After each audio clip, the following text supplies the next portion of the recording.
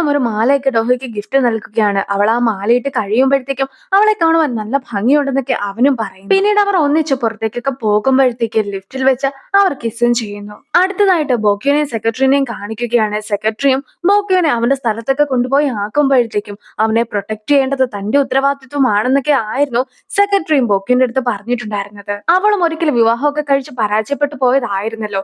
അതുകൊണ്ട് തന്നെ ഇപ്പോഴത്തെ ഈ ഒരു റിലേഷൻഷിപ്പിനെ കുറിച്ച് മറ്റാരും തന്നെ അറിയരുതെന്ന് അവൾക്ക് നിർബന്ധമുണ്ടായിരുന്നു. പക്ഷേ നീ വിവാഹത്തിൽ പരാജയപ്പെട്ടു പോയെന്നല്ല പറയേണ്ടത്, മറിച്ച് ഡിവോഴ്സ് ഒക്കെ ചെയ്യുന്നതിൽ വിജയിച്ചു എന്നാണ് പറയേണ്ടത്. എന്തായാലും ബോക്യും അവൾക്ക് കഴിക്കുവാനായിട്ടുള്ള ലഞ്ചൊക്കെ തയ്യാറാക്കി വെച്ചിട്ടുണ്ടായിരുന്നു. അവനും അത് അവൾക്ക് നൽകുകയൊക്കെ ചെയ്യുന്നു. എത്രയൊക്കെ ബിസി ആണെങ്കിലും ഫുഡ് കഴിക്കുവാനായിട്ട് മറക്കരുതെന്നൊക്കെ പ്രത്യേകമായിട്ട് അവൻ പറയുന്നുമുണ്ട്. അങ്ങനെ ഇരിക്കെ സൺബോൾ ഫൗണ്ടേഷനൊക്കെ എത്തി കഴിയുമ്പോഴത്തേക്കും അവനെ അവിടെ ഇറക്കിയിട്ട് സെക്രട്ടറി പോകുവാനായിട്ടൊക്കെ തുടങ്ങുന്നു. അപ്പോഴായിരുന്നു സെക്രട്ടറിക്ക് കൊടുക്കേണ്ടിരുന്ന ലഞ്ച് ബോക്സ് തന്റെ കയ്യിലാണ് ഉള്ളതെന്ന കാര്യമൊക്കെ അവൻ ശ്രദ്ധിക്കുന്നത്. അവനും വണ്ടിയുടെ പിറകെ ഓടിയിട്ട് വണ്ടി നിർത്തുന്നൊക്കെ പറഞ്ഞ് കൈയും കൊണ്ട് ആക്ഷനൊക്കെ കാണിക്കുന്നുണ്ട്. പക്ഷെ അവൻ ടാറ്റ നൽകുന്നതായിരിക്കും എന്നൊക്കെ വിചാരിച്ചുകൊണ്ട് സെക്രട്ടറിയും അവനെന്ത് ക്യൂട്ടാണെന്നൊക്കെ പറഞ്ഞ് അവന് ടാറ്റ കൊടുത്തിട്ട് പോകുന്നു. ഇനി ബോക്കി നേരെ ഗുവോന്റെ അടുത്ത് ചെന്നതിന് ശേഷം നിനക്ക് എന്ത് എളുപ്പമാണ്, ഒന്ന് കഴിഞ്ഞോടിക്കുകയാണെങ്കിൽ ഇഷ്ടമുള്ള സ്ഥലത്തൊക്കെ പോകുവാനായിട്ട് സാധിക്കും. നിന്റെ കാര്യം ഓർത്തിട്ട് എനിക്ക് അസൂയ തോന്നുന്നു എന്നൊക്കെയാണ് അവൻ പറഞ്ഞു വരുന്നത്. ഗായകന്റെ പെർഫോമൻസ് ഒക്കെ ഇപ്പോ കഴിഞ്ഞതല്ലേ ഉള്ളൂ. അതുകൊണ്ട് തന്നെ ന്യൂസിലും മറ്റ് ആർട്ടിക്കിൾസിലും ആ ഒരു പെർഫോമൻസിനെ കുറിച്ചൊക്കെ വളരെ നല്ല അഭിപ്രായമാണ് ഉള്ളതെന്ന കാര്യം ബോക്കിയും ഗുവോനെ അറിയിക്കുന്നു. നിനക്ക് സെക്രട്ടറിനെ അത്രയ്ക്ക് ഇഷ്ടമാണോ എന്നൊക്കെ ഗുവോൺ ബോക്കിയുടെ അടുത്ത് ചോദിക്കുമ്പോഴത്തേക്കും ഞാൻ വളരെ ദയുള്ള ഒരു പെൺകുട്ടീനെ സ്നേഹിക്കണമെന്നായിരുന്നു വിചാരിച്ചിട്ടുണ്ടായിരുന്നത്. വിധി അതുകൊണ്ടാണ് ഞങ്ങളെ ഒന്നിപ്പിച്ചതെന്നൊക്കെ പറഞ്ഞുകൊണ്ട് ബോക്കിയും ഇരിക്കുന്നു. പക്ഷെ അതിന് സെക്രട്ടറിക്ക് അത്രയ്ക്ക് ദയൊന്നുമുള്ളതല്ലല്ലോ എന്ന് ഗുവോൺ പറയുമ്പോഴത്തേക്കും സെക്രട്ടറിയുടെ പണ്ടത്തെ പേരിന്റെ അർത്ഥം ദയ എന്നായിരുന്നു. അതുകൊണ്ട് തന്നെ ഞങ്ങൾ ശരിക്കും ഒന്നിക്കേണ്ടവരാണ്, ഞങ്ങളുടേത് ട്രൂ ലവ് ആണെന്നൊക്കെ പറഞ്ഞ് ബോക്കിയും ഇരിക്കുന്നു. ബോക്കിയും അവരുടേത് ട്രൂ ലവ് ആണെന്ന് തെളിയിക്കുവാനായിട്ട് സ്വന്തമായിട്ട് എക്സ്ക്യൂസ് ഒക്കെ ഉണ്ടാക്കുകയാണെന്നുള്ള കാര്യം അവനും മനസ്സിലാക്കുകയാണ്. അങ്ങനെ ഇരിക്കെ എപ്പോഴും ഡോഹയുടെ കൂടെ ഇരിക്കുവാനായിട്ടാണല്ലോ ഗുവോൺ ഇഷ്ടം. അതുകൊണ്ട് തന്നെ അവനും നേരെ അവളുടെ കമ്പനിയിലേക്കൊക്കെ പോകുകയാണെന്ന് ബോക്കി മനസ്സിലാക്കുമ്പോഴത്തേക്കും ഒരു കാര്യം ചെയ്യുക, ഈ ഒരു ലഞ്ച് ബോക്സ് നീ സെക്രട്ടറിക്ക് കൊണ്ടുപോയി കൊടുക്ക്, ഞാൻ അവൾക്ക് കൊടുക്കാനായിട്ട് മറന്നു പോയതാണെന്നൊക്കെ പറഞ്ഞ് ആ ഒരു ലഞ്ച് ബോക്സ് ഒക്കെ ഗുവോണെ ഏൽപ്പിക്കുന്നു. പക്ഷെ ഗുവോണ് അതുപോലത്തെ സാധനങ്ങളൊന്നും കൊണ്ടുപോയി കൊടുക്കുന്നതിൽ യാതൊരു വിധത്തിലുള്ള താല്പര്യവും ഉണ്ടായിരുന്നില്ല. അവനും അതൊന്നും ചെയ്യുകയില്ല എന്നൊക്കെ പറഞ്ഞ് ഇറങ്ങി പോകുമ്പോഴത്തേക്കും ഗുവോൺ ചെയ്തില്ലെങ്കിൽ എന്താണ് കുഴപ്പം, ഞാൻ പോയി അങ്ങ് കൊടുത്തേക്കാം, അതാകുമ്പോഴത്തേക്കും എനിക്കും സെക്രട്ടറിനെ ഒന്നും കൂടി കാണുവാനായിട്ട് സാധിക്കുമല്ലോ എന്നൊക്കെ പറഞ്ഞുകൊണ്ട് ബോക്കി വീണ്ടും സെക്രട്ടറിനെ കാണുവാനായിട്ട് പോകുന്നു. ഗുവോണും വെളിയിലുണ്ടായിരുന്ന പെയിന്റിംഗ് ഒക്കെ വൃത്തിയാക്കിക്കൊണ്ടിരിക്കുമ്പോഴത്തേക്കും ആയിരുന്നു ഗായങ് അതുവഴിക്ക് എത്തിയിട്ടുണ്ടായിരുന്നത്. ഡോഹയും ഗുവോണും തമ്മിൽ പാസ്റ്റ് ലൈഫ് മുതലേ ബന്ധമുള്ളവരാണെന്നുള്ള കാര്യമൊക്കെ ഇപ്പോൾ ഗായങ്ങും മനസ്സിലാക്കി കഴിഞ്ഞിരിക്കുന്നു. എന്തായാലും ഞാനായിട്ട് ആ ഒരു കാര്യം ഒന്നും തന്നെ പറയുവാനായിട്ട് നിൽക്കുന്നില്ല എന്നൊക്കെ ഗായങ് പറയുമ്പോഴത്തേക്കും ഞാൻ കാരണമാണ് നീ കൊറിയയ്ക്ക് ഉപേക്ഷിച്ച് പോകുന്നതെങ്കിൽ നീ പോകേണ്ട എന്നായിരുന്നു ഗുവോണും അവളുടെ അടുത്ത് പറഞ്ഞിട്ടുണ്ടായിരുന്നത്. അവൻ കാരണമായിരുന്നില്ല, അവൾ തന്നെ കാരണമായിരുന്നു അവനെ ഉപേക്ഷിച്ച് പോകുന്നതെന്നൊക്കെ അവൾ പറയുന്നുണ്ടെങ്കിൽ പോലും അവൾക്ക് അവന്റെ അടുത്തുള്ള സ്നേഹമൊക്കെ അവനെ തന്നെ നെഗറ്റീവായിട്ട് ബാധിക്കുമെന്ന് അറിയാവുന്നത് കൊണ്ടായിരുന്നു അവളും ഇപ്പോൾ പോകുവാനായിട്ടൊക്കെ നിൽക്കുന്നത്. അങ്ങനെ ഇരിക്കെ അവളുടെ പെർഫോമൻസ് ഒക്കെ വളരെ നല്ലതായിരുന്നു എന്ന് കൂടി അവൻ പറയുന്നുമുണ്ട്. ലേഡി സ്റ്റാഫും പതിവ് പോലെ തന്നെ ടാരറ്റ് റീഡിംഗ് ഒക്കെ ചെയ്യുന്നു. അവൾ അങ്ങനെ അതൊക്കെ ചെയ്തുകൊണ്ടിരിക്കുമ്പോഴത്തേക്കും നമുക്ക് വന്ന് ടാരറ്റ് റീഡിംഗ് ഒക്കെ ചെയ്ത് നോക്കിയാലോ എന്ന് ചോദിച്ചുകൊണ്ട് ഗുവോണും നേരെ ലേഡി സ്റ്റാഫിന്റെ അടുത്തേക്കൊക്കെ ചെല്ലുകയാണ്. അവരും ടാരറ്റ് റീഡിംഗ് ഒക്കെ ചെയ്യുവാനായിട്ട് തുടങ്ങുന്നതിന് മുമ്പ് ഈ ഒരു കാർഡ് എടുക്കാം, അല്ലെങ്കിൽ വേണ്ട ഈ ഒരു കാർഡ് എടുക്കാം എന്നൊക്കെ പറഞ്ഞുകൊണ്ട് ഓരോരോ കാർഡ് മാറി മാറി കാണിക്കുകയാണ് ഗുവോണും. അതൊക്കെ കാണുമ്പോഴത്തേക്കും നേരത്തെ ഡോഹിയും ഒരിക്കൽ തന്നെ വിളിച്ചതിന് ശേഷം ഇതേപോലെയൊക്കെ ചെയ്തിട്ടുണ്ടായിരുന്നല്ലോ എന്ന് ലേഡി സ്റ്റാഫും ഓർത്തു പോക്കുകയാണ്. ഇനി അവൻ സെലക്ട് ചെയ്തിട്ടുണ്ടായിരുന്ന കാർഡ് അത് ലവേഴ്സിന്റെ കാർഡൊക്കെ ആയിരുന്നു. അതിലുണ്ടായിരുന്നത് ആദവും ഹൗവയും ആയിരുന്നു. പൂർണ്ണതയുള്ള ഒരു പ്രണയത്തെക്കുറിച്ചാണ് ഇതൊക്കെ കാണിച്ചു തരുന്നതെന്ന് അവളും പറഞ്ഞു കൊടുക്കുന്നു. അതുമായി ബന്ധപ്പെടുത്തി ലേഡി സ്റ്റാഫും റോസാപ്പൂക്കളെ കുറിച്ചൊക്കെ സംസാരിക്കുമ്പോഴത്തേക്കും അവനും അതിനെക്കുറിച്ചൊക്കെ ഒന്ന് ഓർക്കുകയാണ്. ഗുവോണും നേരെ ഒരു കടയിലേക്ക് എത്തിയതിനു ശേഷം അവൾക്ക് ഞാൻ ഫ്ലവേഴ്സ് ഒന്നും അങ്ങനെ മേടിച്ചു കൊടുത്തിട്ടില്ലല്ലോ, ഒരു കാര്യം ചെയ്യാം, അവൾക്ക് കുറച്ച് ഫ്ലവേഴ്സ് ഒക്കെ മേടിച്ചു കൊടുത്തേക്കാം എന്നൊക്കെ പറഞ്ഞുകൊണ്ട് നിൽക്കുമ്പോഴത്തേക്കും ആയിരുന്നു അവന്റെ വിരലുകളൊക്കെ കത്തുന്നത് അവന് ശ്രദ്ധിക്കുന്നത്. അവന് പുതിയൊരു ഡീലൊക്കെ വെക്കുവാൻ നേരമായിരിക്കുന്നു. മിറേ ഗ്രൂപ്പിന്റെ അടുത്ത അനന്തരാവകാശികൾ സ്വാന്റെ മക്കളാണെന്നൊക്കെ സുക്മിൻ പറഞ്ഞിട്ടുണ്ടായിരുന്നല്ലോ. അതുകൊണ്ട് തന്നെ ഇപ്പോൾ അതുമായി ബന്ധപ്പെട്ട കുറെ കാര്യങ്ങളൊക്കെ മക്കൾക്ക് പഠിപ്പിച്ചു കൊടുക്കുവാനായിട്ട് സ്വാനും ഒരാളെ ഏർപ്പാടാക്കിയിരിക്കുകയാണ്. പക്ഷെ മക്കളുടെ കുരുത്തക്കേടൊക്കെ കാരണം അയാളും അവരെ പഠിപ്പിക്കുവാനായിട്ട് സാധിക്കുകയില്ല എന്നൊക്കെ പറഞ്ഞ് എല്ലാം ഉപേക്ഷിച്ച് അവിടെ നിന്ന് ഓടുന്നു. ഇങ്ങനെ പോക്കുകയാണെങ്കിൽ തന്റെ മക്കളെ പഠിപ്പിക്കുവാനായിട്ട് ആരെയും കിട്ടുകയില്ല. ഒരു കാര്യം ചെയ്യാം, ഞാൻ തന്നെ അങ്ങ് പഠിപ്പിച്ചേക്കാമെന്നൊക്കെ വിചാരിച്ചുകൊണ്ട് അവളും ആ ഒരു കുട്ടികളൊക്കെ പഠിപ്പിക്കുകയാണ്. പക്ഷെ പഠിപ്പിക്കുന്നതിനിടയ്ക്ക് അതൊന്നും തന്നെ ശ്രദ്ധിക്കാതെ കുട്ടികളും വെറുതെ അലമ്പൊക്കെ ഉണ്ടാക്കിക്കൊണ്ടിരിക്കുന്നു. മക്കളുടെ ശല്യം സഹിക്കുവാൻ സാധിക്കാതെയൊക്കെ അവൾ ഇരിക്കുമ്പോഴത്തേക്കും ആയിരുന്നു സുക്മിനും അവളെ കോൾ ചെയ്തിട്ടുണ്ടായിരുന്നത്. ഒരു ഡിന്നറിന് ക്ഷണിക്കുവാനായിട്ടായിരുന്നു ആ ഒരു കോൾ.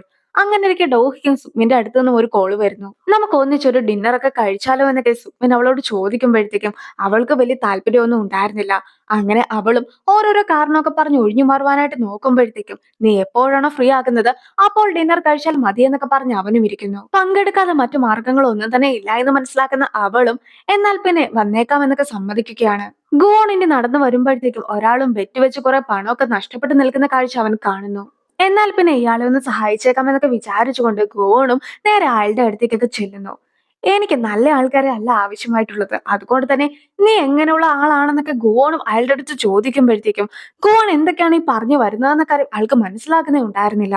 ഞാൻ ജയിലിൽ നിന്നൊക്കെ ഇറങ്ങിയിട്ടുള്ള ആളാണ്, അതുകൊണ്ട് തന്നെ എന്റെ അടുത്ത് മര്യാദയ്ക്ക് വേണം നീ സംസാരിക്കുവാൻ എന്നൊക്കെ ആൾ പറയുമ്പോഴത്തേക്കും നിങ്ങളെ പോലെയുള്ള ആളെ ആയിരുന്നു ഞാൻ ഇത്രയും നേരമായിട്ട് കാത്തു നിന്നിട്ടുണ്ടായിരുന്നതെന്നൊക്കെ അവനും പറയുന്നു. ഞാനൊരു ഡെവിളാണ്, നിന്റെ ഏതൊരു ആഗ്രഹവും ഞാൻ സാധിച്ചു തരും.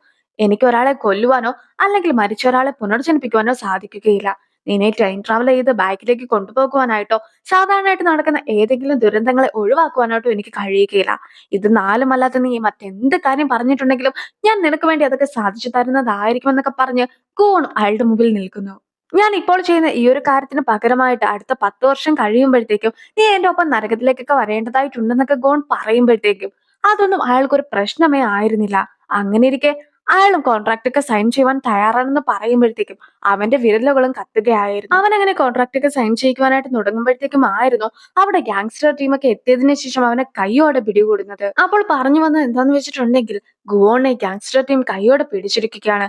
അവൻ ഡെവിളാണെന്നുള്ള കാര്യം അവരെല്ലാവരും തന്നെ അറിഞ്ഞിരിക്കുന്നു. അവരും രഹസ്യമെന്ന രീതിയിലൊക്കെയാണ് അത് പറയുവാനായിട്ട് നോക്കുന്നതെങ്കിലും കൂടുതൽ ആൾക്കാരൊക്കെ കൂട്ടത്തോടെ ഒരേ കാര്യമൊക്കെ പറയുന്നത് കേൾക്കുമ്പോഴത്തേക്കും പലരും ആ ഒരു റെസ്റ്റോറന്റിൽ നിന്നും ഇറങ്ങിപ്പോകുകയാണ്.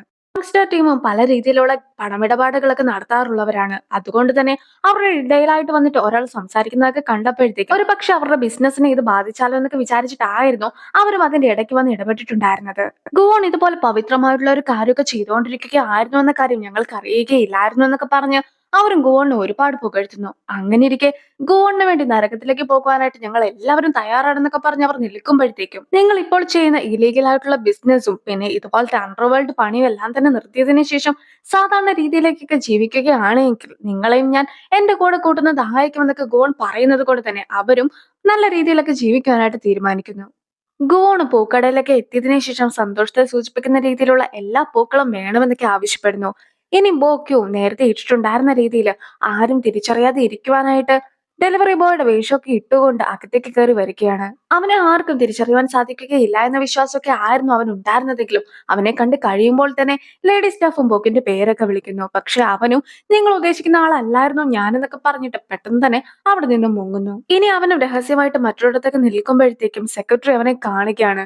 ബോക്യു എന്താണ് ഇവിടെ നിൽക്കുന്നതെന്നൊക്കെ സെക്രട്ടറി ചോദിക്കുമ്പോഴത്തേക്കും ഇത്രയും രഹസ്യമായിട്ടൊക്കെ ഞാൻ വന്നിട്ടും നീ എങ്ങനെയാണ് എന്നെ തിരിച്ചറിഞ്ഞതെന്നൊക്കെ ഹെൽമറ്റ് ഊരിക്കൊണ്ട് ബോക്യുവും ചോദിക്കുന്നു. എന്റെ ആളെ എത്ര ദൂരെ നിന്നാലും എനിക്ക് തിരിച്ചറിയുവാനായിട്ട് സാധിക്കുകയില്ല എന്നൊക്കെ സെക്രട്ടറി ചോദിക്കുമ്പോഴത്തേക്കും ബോക്യുവിന് നാണം വരുന്നു. ഇനി ബോക്യുവും അറിയാതെ ലഞ്ച് ബോക്സ് ഒക്കെ എടുത്തോണ്ട് വന്നിട്ടുണ്ടായിരുന്നു എന്ന് പറഞ്ഞുകൊണ്ട് ആ ഒരു ലഞ്ച് ബോക്സ് ഒക്കെ തിരിച്ചു നൽകുവാനായിട്ട് നോക്കുമ്പോഴത്തേക്കും സെക്രട്ടറിയും നാണം കൊടുങ്ങിയൊക്കെ നിൽക്കുകയാണ്. അവരങ്ങനെ നിൽക്കുമ്പോഴത്തേക്കും ആയിരുന്നു ബാക്കിയുള്ള 2 സ്റ്റാഫ്സും കൂടി റൂമിൽ നിന്നും ഇറങ്ങി വരുന്നത്. പേടിക്കപ്പെട്ടു എന്ന് മനസ്സിലാക്കുന്ന അവരും വഴക്കൊക്കെ ഉണ്ടാക്കുക ആയിരുന്നു എന്നൊക്കെ തെളിയിക്കുവാനായിട്ട് പരസ്പരം ഓരോ ചീത്തയൊക്കെ വിളിച്ചോണ്ട് നിൽക്കുന്നു.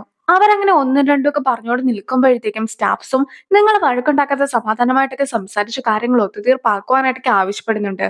പക്ഷെ സെക്രട്ടറിയും പെട്ടെന്ന് തന്നെ പിണങ്ങിപ്പോകുന്നു. അവരും ബോക്യുവിനോട് ഓരോ കാര്യങ്ങൾ പറഞ്ഞ് അവനെ സമാധാനിപ്പിച്ചുകൊണ്ടൊക്കെ നിൽക്കുമ്പോഴത്തേക്കും ബോക്യുവിന്റെ കയ്യിലുണ്ടായിരുന്ന ലഞ്ച് ബോക്സും ജൂനിയർ സ്റ്റാഫിന്റെ ശ്രദ്ധയിൽപ്പെടുന്നു. സ്റ്റാഫും നിനക്ക് ഞങ്ങളോടുള്ള സ്നേഹം കൊണ്ടായിരുന്നോ ഇതുപോലെ ലഞ്ച് ബോക്സ് ഒക്കെ കൊണ്ടുവന്നിട്ടുണ്ടായിരുന്നെന്ന് ചോദിച്ചുകൊണ്ട് അത് തുറന്നൊക്കെ നോക്കുകയാണ്. അതിന്റെ അകത്തുണ്ടായിരുന്ന ഫുഡ് ഐറ്റംസ് ഒക്കെ കാണുമ്പോഴത്തേക്കും എന്റെ അമ്മ പോലും എനിക്ക് വേണ്ടി ഇങ്ങനെ ലഞ്ചൊന്നും ഉണ്ടാക്കി തന്നിട്ടില്ല എന്ന് പറഞ്ഞ് ജൂനിയർ സ്റ്റാഫ് സന്തോഷത്തോടു കൂടി തന്നെ അത് മേടിക്കുന്നു.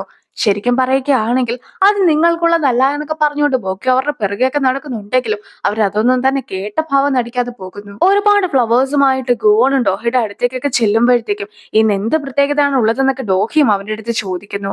നമ്മൾ ഒന്നിച്ചുള്ള ഒരുപാട് സന്തോഷം നിറഞ്ഞ ദിവസങ്ങൾക്കിടയിലുള്ള ഒരു ദിവസമാണ് ഇന്നെന്നൊക്കെ പറഞ്ഞിട്ടായിരുന്നു അവനും ആ ഒരു ഫ്ലവേഴ്സ് ഒക്കെ അവൾക്ക് നൽകുന്നത്. ഈ ഒരു പൂക്കളെല്ലാം തന്നെ സന്തോഷത്തെ സൂചിപ്പിക്കുന്നതാണെന്നൊക്കെ പറഞ്ഞ് അവരും ഓരോ പൂക്കളുടെയും അർത്ഥങ്ങളൊക്കെ കയ്യിൽ എഴുതി വെച്ചിട്ടുണ്ടായിരുന്നു. അതൊക്കെ വായിച്ച് അവളെയും കേൾപ്പിക്കുന്നു.